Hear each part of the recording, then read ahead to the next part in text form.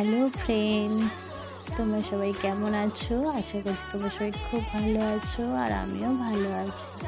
তো আজকে মহাশিবরাত্রি, তো আমি বিকালেই পুজোটা করে নিলাম। সেই মুহূর্তটাই তোমাদের সাথে শেয়ার করলাম আমি কীভাবে পুজো করছি। ভিডিওর প্রথমেই একটা কথা বলে রাখি, যদি কিছু ভুল হয়ে থাকে তোমরা যদি বুঝতে পারো সেটা কমেন্ট বক্সে কমেন্ট করো আর ক্ষমা করে দিও, মানে ভুলটা ধরিয়েও দিও। তো আমি তো পঞ্চমী তো দিয়ে তো পুজো মানে বাবাকে স্নান করাই, তো প্রথমে সেটাই করিয়ে নিচ্ছি। আর আমার গলার ভয়েসটা একটু চেঞ্জ হয়ে গিয়েছে, কারণ প্রচণ্ড ঠান্ডা লেগে গিয়েছে, তো সেই কারণেই গলার ভয়েসটা এরকম হয়ে গিয়েছে। আর ভিডিওটা দিতে অনেকটা দেরি হয়ে গেছে, মানে একদমই সময় পেয়েছিলাম না, তো সেই কারণেই তো এখন মানে বসে বসে রাত্রের দিকে আমি এডিট করলাম। তো শাড়ি পরেছিলাম, পুজো করতে গেলে তো একটু শাড়ি পরতে হয়, তো যাই হোক শাড়ি পরেছিলাম। আর এই যে আমি বাড়িতে যেহেতু আমার শিব আছে, মানে বাবা আছে, তো বাড়িতেই আমি নিজেই পুজো করে নিজেই মানে ওখানেই পুজো করে নিই, আর বাইরে কোথাও আমি জল ঢালতে যাই না।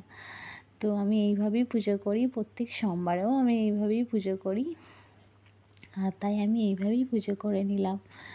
তো সেটাই আমি তোমাদের সাথে শেয়ার করছি। যদি ভিডিওটা ভালো লেগে থাকে অবশ্যই একটা লাইক করে দিও, আর অবশ্যই কমেন্ট করে যেও। আর কে কে জল ঢেলেছো তোমরা, আর কারা কারা সারা রাত জেগেছো সেটা একটু কমেন্ট করে দিও, ঠিক আছে?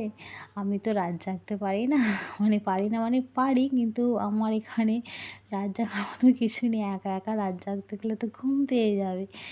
তো যাই হোক আমি ঘুমিয়ে পড়ি, যদিও 12টা পর্যন্ত রাত জাগবো, কিন্তু সেটা শুয়ে শুয়ে।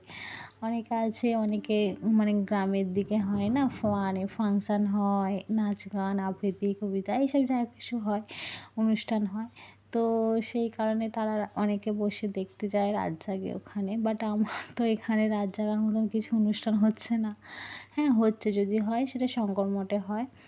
তো যাই হোক, তো আমি ঘুমিয়েই পড়ি, আর বেশিক্ষণ তো থাকতে পারি না। তো যাই হোক, নিজের শরীরটাও তো দেখতে হবে, আবার পরের দিন ভোরবেলা ওঠা আছে। তো এইসব ভেবে পুজোটা করে নিলাম। এখন মানে পুজো যখন করছি তখন বিকেল 4টে, আর এই পুজো করা হয়ে গেছে সব কিছু, আর এখন একটু আরতি করে নেব। আর অনেক দিন পর ভিডিওটা দিলাম।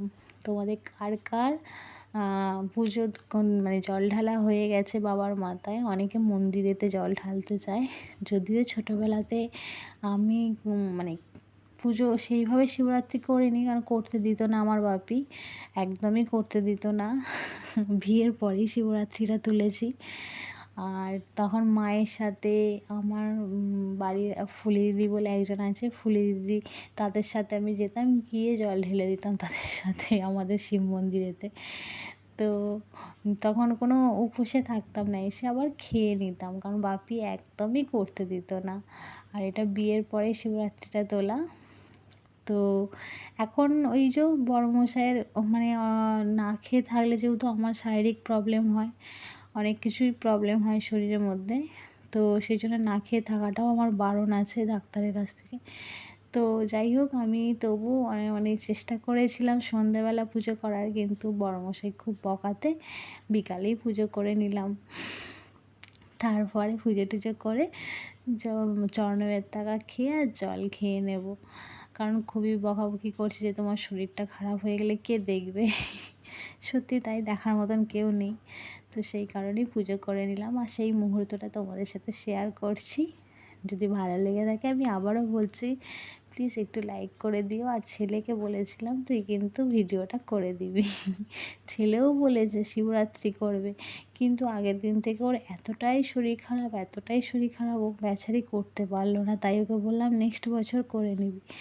ওর খুব ইচ্ছে ছিল আমার সাথে শিবরাত্রি করবে, বাবার মাথায় জল ঢালবে, কিন্তু যাই হোক বাচ্চা ছেলে তো, আমি সেজন্য বললাম শরীর খারাপ আর শরীরটা দুর্বল হয়ে গিয়েছে, তোমাকে করে দরকার নেই বলে, এইভাবেই আর করলো না ও। আর আমি করলাম, আর আমার ছেলে ক্যামেরাটা ধরছে, এই যে, আর আরতি করে